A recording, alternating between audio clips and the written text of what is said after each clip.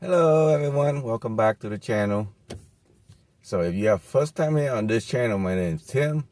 I convert this 2008 Toyota Sienna Minivan into a camper. Very simple conversion.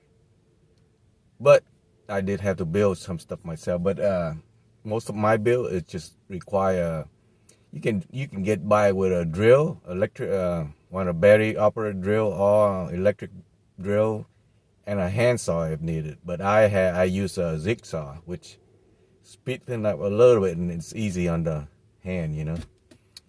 So anyway, so after 3 years, almost 3 years of having a fridge and a few power station, different type. I have a Jackery 240, I have a Boulder 300. I have now my newest one is 600. I can't think of the name yet, but you will see when I get to it. If you decide to do this, all right. But if you think you need a fridge to be living in your minivan camper, don't do it. If you can get by with dry food and if you live in your van full time in the city, you don't really need a fridge because grocery stores everywhere. So, and even if you are boondocking somewhere, the most I ever stay out somewhere was like 7 days. But then I will have a need to go dump my number two stuff, go get waters, do some grocery. So a good cooler will be more than sufficient. A good cooler will stay cold with a bag of ice for 7 days at least. There's other way you can extend that amount of time also. That's it. If you don't want a fridge, we are done here. All right.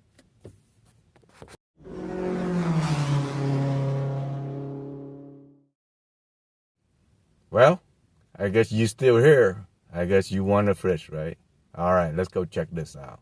I will show you my setup, and this, in my opinion and my experience, is the minimum that you're gonna need to get a fridge going. All right. All right. By the time you see this video, I already posted the video for my new bed setup. All right. We're not here to talk about that. We're going to talk about the fridge. So right now with this setup, I was able to put my fridge under this bed. And it still be easy to access to it by just pull it out. Very easy. I use my fridge mainly as a freezer. So yeah, I did right under there, which I like because near my kitchen area. All right.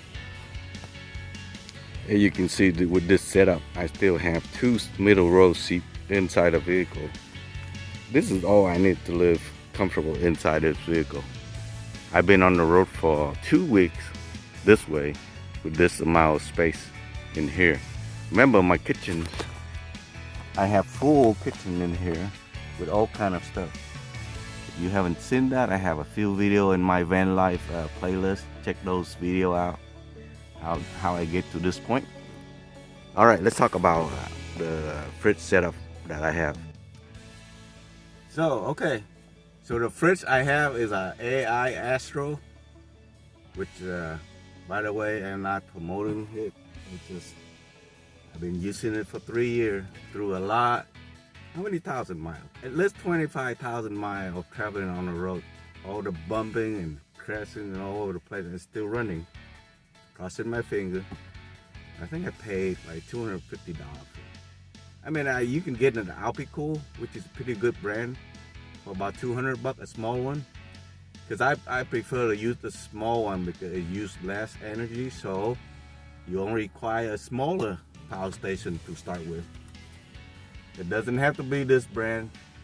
Could be anything that have 300 watt hour capability. You know why you need at least 300? Because from my experience, for about 12 hours running, at night. Okay, you know when at night when you're sleeping, that's when your vehicle is not running or your solar panel is not. If you have a solar panel, you don't have it, it's not viable, then you need a power station to get it running. A minimum of 300 watt hour, all right? 300 watt, that's what you need. And this should last you throughout the night until morning. See, I usually get up around 6 or 7, so it's a give or take 12-hour running time. Because I think this one will run an average, this fridge will run an average 25 watt per hour. So 8 hours, yeah, you got plenty of use in 300 to run all night. And then during daytime, if you don't have solar panel and you drive a lot, then you could do what I do is install one of those DC to AC inverter, like right here. Yeah, I have a video on that if you want to check that out. It's pretty easy to install, not that hard. Yeah, if you have one of those, or you can run your fridge through the 12-volt outlet all day long while you charge and then charge your power station. This power station, you would need about 4 hours fully charge this thing from 50% of it. All right. So that's why I suggest you, if you don't need to, don't have a fridge. There's a hassle to keep up with keeping that fridge running and not ruining all your food, either frozen food or just cold food. And then if you want to go up a notch, you're gonna get yourself a solar panel. Then you'll be able to boondocking somewhere all day and then have power at night. But there's two options of doing solar panel. All right, let's go check it out. So the next step on your fridge system is having a solar panel. So you have two choices. Either you get a fold-up portable like this one, or a fixed panel, which a lot of people install on their roof. I don't, because I like to be stealthy and to get the maximum amount of charge from the panel, and I will explain to you later on when I do a comparison between the pro and the con between these two solar panels. But believe it or not, when I went to the meetup, Lollapalooza meetup, last time I forgot to bring this. And luckily, this thing is always in the vehicle. So I was able to boondocking and I didn't, at my campsite, I didn't have electric. So I was able to maintain running my fridge and charging the battery.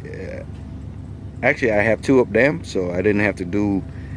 You actually can charge the power station while running the fridge, but that means you have to move your fridge and your power station along with your solar panel where the sun hit the most, because this is a 100 watt power solar panel. That one is 100 also, but you'll be lucky you get 85% efficient, which is 85 watt hour with direct sunlight on it. So that's why I do not want to fix install it up there, because if you want to fix install, you might have to have two of these panels. And I think this one I bought really cheap for 80 bucks. That one retail around 200 something. You can find better deal for around $150 for a 100 watt portable solar panel. But that's the next step upgrade for your fridge system if you're gonna decide to have a fridge. So as time go, I learned that having just one power station, a small one, is a lot of hassle to keep up. So with this additional power station, which is a 600 watt power station, it's a RockPals. I got it on a good deal. I think it's like $3.99, so 400 bucks for 6 watt, which is less than $1 a watt per watt hour. So it's a good deal. Some people build their own system, but for me it's better this way because I can move them from vehicle to vehicle easily. And I can take it outside and move with my solar panel if needed to get to charge up the power pack faster. I think I was able to charge up this battery pack half 50% off because I used 300 watt overnight, and I was able to charge it with this fixed power station because I have to move it out to where to get the most sun, because a lot of time when you park at a campground, you're under the shade, you're not getting any sunlight. So that's why I'm a firm believer in having a movable solar panel so you can move it around. Or you can always, you have a lot of money to waste, have 2 permanent fixed panel up on the roof and then have an extra portable one like this one or this one on the side so you can charge it when you're under the shade. I'm all about budget, so I'm like the name of my channel, more bang for your buck. I'm getting the most out of my buck, so that's why I go with this setup. And that's it, that's my setup. So like I said before, I highly discourage you from having a fridge if you don't need to, because it's a lot of hassle. Did I say a lot of hassle so many times? Yes, it is a lot of hassle. Okay, if you don't prep that, get ready for the night, whatever food you have in your fridge will be ruined overnight. And also, I have a trick to keep your fridge running less and might be able to last a little bit longer when you won't have no power. All right, that's it. And then, so you first start out with the fridge and a 300 watt power station. That's all you really need, because you can always charge it. During daytime, you can run your fridge through the 12 volt accessory and then charge up your power pack through another 12 volt. I hope you have 2.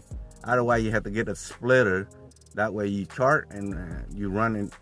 Well, you could charge and run through the power station at the time, but then you lose. You're lucky you get 20 watts per hour. So it's better off if you run the fridge on a separate outlet and then charge your power station on another outlet. So it's twice as fast.